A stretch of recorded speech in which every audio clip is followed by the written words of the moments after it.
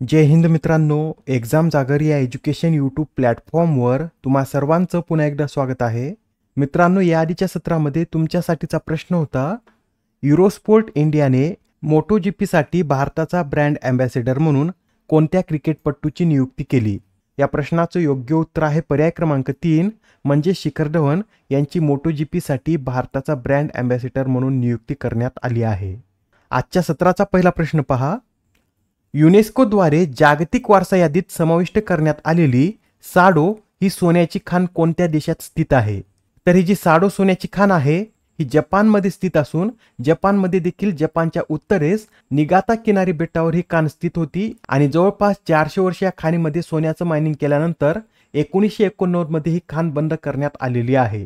या खाणीचा इतिहास तसा काळवंडलेला आहे, कारण याच खाणीमध्ये दक्षिण कोरियन कामगारावर खूप अत्याचार करण्यात आले होते व या खाणीला जागतिक वारसा स्थळाच्या यादीत स्थान मिळावे यासाठी कोरियाने सुद्धा समर्थन दिलं होतं व आता जपान आणि कोरिया देशाच्या प्रस्तावाला मान्यता देत युनेस्कोने सुद्धा या खाणीचा समावेश जागतिक वारसा यादीत केलेला आहे. मित्रांनो, आता भारतामध्ये जी जागतिक वारसा समितीची जी बैठक पार पडली आहे त्यामध्ये एकूण 24 स्थळांचा समावेश या जागतिक वारसा यादीत करण्यात आला आहे. बरं, मग सध्या जगात एकूण किती जागतिक वारसा स्थळ आहेत तर नोट करून घ्या. जगामध्ये सध्या एकूण 1223 जागतिक वारसा स्थळ आहेत. त्यापैकी 952 सांस्कृतिक, 231 नैसर्गिक तर 40 स्थळे मिश्र स्थळ आहेत. 27 जुलैच्या व्हिडिओमध्ये आपण पाहिलं होतं की जगातील सर्वाधिक वारसा स्थळे ही इटली या देशामध्ये असून त्यांची संख्या 59 इतकी आहे. आता त्यात सुद्धा वाढ होऊन इटलीमधील जागतिक वारसा स्थळांची संख्या ही 60 इतकी झाली आहे. दुसऱ्या क्रमांकावर आधीप्रमाणेच चीन हा देश आहे. चीनमधील जागतिक वारसा स्थळांची संख्या ही 59 इतकी झाली आहे. चीनमध्ये याआधी 57 जागतिक वारसा स्थळे होते. आता 2 नवीन स्थळांचा समावेश यात करण्यात आल्यानंतर ही संख्या 59 इतकी झाली आहे. चीनमधील जे 2 नवीन स्थळ आहेत त्यांची नावे सुद्धा नोट करून घ्या. यामध्ये बदाइन जारण वाळवंट आणि बीजिंग सेंट्रल ॲक्सिस या 2 नवीन स्थळांचा समावेश आहे. इटलीमधील एक जे स्थळ वाढलं आहे त्याचं नाव वाया आपिया आहे. तसेच सौदी अरेबियातील अल फॉचा सुद्धा यात समावेश करण्यात आला आहे. रशियामधील केनेझोरो लेकचे सांस्कृतिक लँडस्केप, तसेच इराणमधील हेग मतानियह, फ्रान्समधील मार्केसेस बेटे, दक्षिण आफ्रिकेतील नेल्सन मंडेला लेगेसी साइट्स, मलेशियातील नियालेनी तर थायलंडमधील फुफ्राबाद या स्थळाचा समावेश जागतिक वारसा यादीत करण्यात आलेला आहे. आता हा प्रश्न पहा. नुकतेच कोणत्या देशाने आशियाई आपत्ती पूर्वतयारी केंद्राचे अध्यक्षपद स्वीकारले आहे? तर आता या एडीपीसीचं अध्यक्षपद हे आपल्या भारताने स्वीकारलं आहे. भारतातर्फे या एडीपीसीचं अध्यक्षपद कोण सांभाळतील? तर भारताच्या राष्ट्रीय आपत्ती व्यवस्थापन प्राधिकरणाचे विभाग प्रमुख आणि सदस्य राजेंद्र सिंह हे 2024-25 साठी या एडीपीसीचे अध्यक्ष म्हणून कार्य करतील. याआधी या एडीपीसीचा अध्यक्ष कोण होता? तर चीन हा देश होता व सध्या आता भारताने थायलंडमधील बँकॉक येथे या एडीपीसीचं अध्यक्षपद चीनकडून स्वीकारलेलं आहे. बरे, या आशियाई आपत्ती पूर्वतयारी केंद्राची स्थापना कधी करण्यात आली होती? तर 1986 मध्ये नानपा स्वायत्त प्रादेशिक संस्था म्हणून या आशियाई आपत्ती पूर्वतयारी केंद्राची स्थापना करण्यात आली आहे. या केंद्राचं कार्य काय असेल? तर आशिया आणि प्रशांत प्रदेशात आपत्ती जोखीम कमी करणे, हवामान बदलाचा प्रतिकार करण्यासाठी सहकार्य आणि अंमलबजावणी करणे हे या केंद्राचं कार्य असेल. बरं, या केंद्राचे संस्थापक देश कोणते आहेत यांची नावे सुद्धा नोट करून घ्या. भारत, बांगलादेश, कंबोडिया, चीन, नेपाळ, पाकिस्तान, फिलिपिन्स, श्रीलंका आणि थायलंड हे 9 देश हे या आशियाई आपत्ती पूर्वतयारी केंद्राचे संस्थापक देश आहेत. सध्या या केंद्राचं मुख्यालय कुठे आहे? तर थायलंडमधील बँकॉक येथे या केंद्राचं मुख्यालय स्थित आहे. प्रश्न क्रमांक 3. अलीकडेच चर्चेत आलेली सीन ही नदी कोणत्या देशात आहे? तर मित्रांनो, जी सीन नदी आहे ही फ्रान्स या देशामधून वाहते. बरं, सध्या ही नदी चर्चेमध्ये का आली आहे? तर 33व्या उन्हाळी ऑलिम्पिकचा उद्घाटन सोहळा या सीन नदीवर आयोजित करण्यात आला होता. त्यासाठी सध्या ही नदी चर्चेमध्ये आलेली आहे. मित्रांनो, ऑलिम्पिकचा जो उद्घाटन सोहळा असतो हा नेहमी स्टेडियममध्येच आयोजित केला जातो, पण प्रथमच यंदा या ऑलिम्पिकचा उद्घाटन सोहळा हा एका नदीवर आयोजित करण्यात आलेला आहे. त्यासाठी नदी महत्त्वाची ठरते. येणाऱ्या एक्झाममध्ये आपल्याला विचारलं जाऊ शकतं की सीन नदी ही कोणत्या देशामधून वाहते? तर फ्रान्स या देशातून वाहते. बरं, फ्रान्स या देशाद्वारे कितव्यांदा उन्हाळी ऑलिम्पिकचं आयोजन करण्यात येत आहे? तर फ्रान्स आता 3ऱ्यांदा उन्हाळी ऑलिम्पिकचं आयोजन करत आहे. बरं, यंदाच्या या ऑलिम्पिकसाठीच्या मॅस्कॉटचं नाव काय आहे? तर नोट करून घ्या. ऑलिम्पिक प्राइज असे यंदाच्या मॅस्कॉटचं नाव आहे. हा मॅस्कॉट फ्रान्सच्या पारंपरिक लहान फ्रिशियन कॅपवर आधारित असून ही टोपी फ्रेंच इतिहासातील स्वातंत्र्य चळवळीचं प्रतीक मानलं जातं व या टोपीलाच आता फ्रान्सने मॅस्कॉट म्हणून प्रेझेंट केला आहे.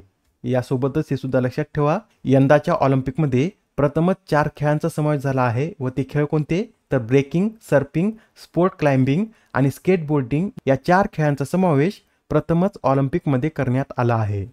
प्रश्न क्रमांक 4. आता नुकतेच महाराष्ट्राचे नवीन राज्यपाल म्हणून कोणाच्या नावाची घोषणा करण्यात आली? तर आता महाराष्ट्राचे पुढील राज्यपाल हे CP राधाकृष्णन असणार आहेत. सध्या महाराष्ट्राचे राज्यपाल कोण आहेत, तर रमेश बैस हे 18 फेब्रुवारी 2023 पासून महाराष्ट्राचे राज्यपाल आहेत आणि त्यांच्यानंतर आता झारखंडचे राज्यपाल CP राधाकृष्णन हे आता महाराष्ट्राचे राज्यपाल म्हणून कार्य करतील. बरं, ते महाराष्ट्राचे कितवे राज्यपाल असतील, तर ते महाराष्ट्राचे 24वे राज्यपाल असतील. CP राधाकृष्णन यांच्याविषयी सांगायचं झालं तर त्यांनी 2 वेळा लोकसभेचे सदस्य म्हणून देखील कार्य केलं आहे व याआधी ते झारखंडचे राज्यपाल होते आणि आता ते महाराष्ट्राचे 24वे राज्यपाल म्हणून कार्य करणार आहेत. मित्रांनो, काही न्यूजपेपरमध्ये आता आपल्याला CP राधाकृष्णन हे महाराष्ट्राचे 21वे राज्यपाल आहेत असं सुद्धा पाहण्यास मिळू शकतं. त्यावेळेस कन्फ्यूज व्हायचं नाही. आपण जे 24वे राज्यपाल म्हणत आहोत ते भारताला स्वातंत्र्य मिळाल्यापासूनचेच म्हणजेच 1948 पासूनचे 24वे राज्यपाल आहेत व महाराष्ट्र राज्याची निर्मिती झाल्यापासूनचे म्हणजेच 1960 पासून पकडल्यास CP राधाकृष्णन हे महाराष्ट्राचे 21वे राज्यपाल ठरतील. याआधी 1960 पासून महाराष्ट्राचे 20वे राज्यपाल हे रमेश बैस होते आणि त्यांच्यानंतर 21वे हे CP राधाकृष्णन असतील. बरं, महाराष्ट्र राज्याची स्थापना झाल्यानंतर म्हणजेच 1960 साली महाराष्ट्राचे पहिले राज्यपाल कोण होते, तर श्रीप्रकाश हे महाराष्ट्राचे पहिले राज्यपाल होते. त्यांनी 1956 ते 1962 पर्यंत महाराष्ट्राचे राज्यपाल म्हणून कार्य केलं होतं. ठीक आहे, एवढे पॉईंट तुमचे क्लिअर झाले असतील. तर आता हा प्रश्न पहा. आता आपल्याला यात नवीन राज्यपाल व ते कोणत्या राज्याचे राज्यपाल बनले आहेत अशा जोड्या लावायच्या आहेत. पहिलं नाव पहा, जिष्णू देव वर्मा. आता जे जिष्णू देव वर्मा आहेत हे तेलंगणा राज्याचे नवीन राज्यपाल असतील.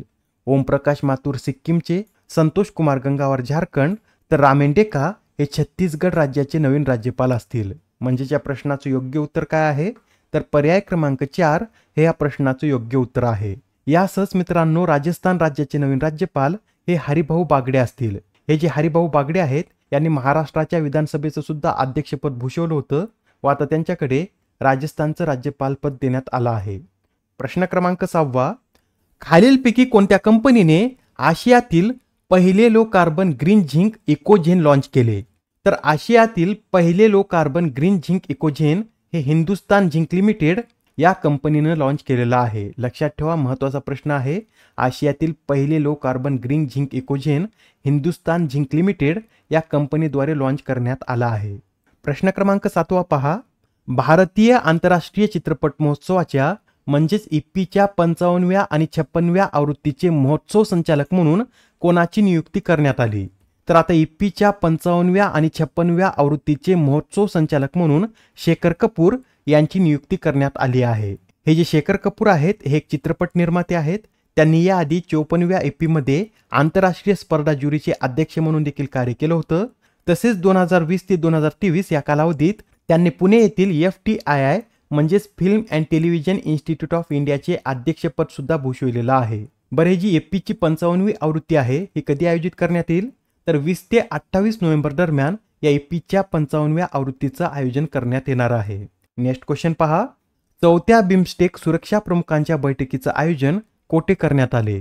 तर आता ही जी 4थी बिमस्टेक सुरक्षा प्रमुखांची जी बैठक आहे याचं आयोजन म्यानमारमध्ये करण्यात आलं होतं. आणि मित्रांनो, या बैठकीमध्ये भारताचं प्रतिनिधित्व कोणी केलं? तर 27 जुलै रोजी या पार पडलेल्या बैठकीमध्ये भारताचं प्रतिनिधित्व अजित डोवाल यांनी केलेलं आहे.